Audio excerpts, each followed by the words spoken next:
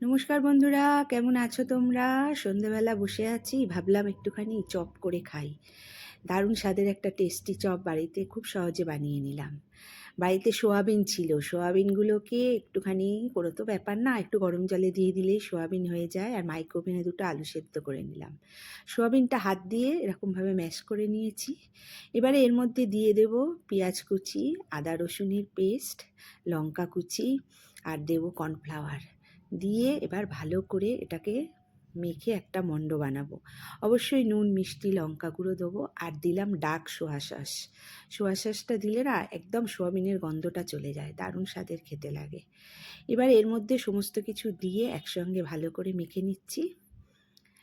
এবারে একটা মণ্ড বানিয়ে ওখানে একটু হাতে তেল দিয়ে এবার যেরকম যার ইচ্ছা শেপ দিতে পারো। আমি এখন খুব তাড়া, আমি একদম চপের শেপ দিয়ে নিলাম, কারণ এখন খুব আলুর চপ খেতে ইচ্ছা হচ্ছে আমার। তাই এইভাবে শেপ দিয়ে নিলাম। দিয়ে নিয়ে একটা একটা করে সমস্ত গড়ে নিলাম। এবার এদিকে একটু কর্নফ্লাওয়ার গুলে নিয়েছি।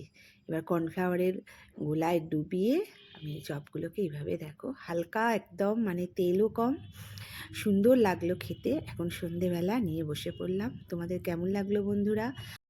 ভালো লাগলে অবশ্যই জানিও, আর চ্যানেলটা লাইক আর সাবস্ক্রাইব অবশ্যই করো।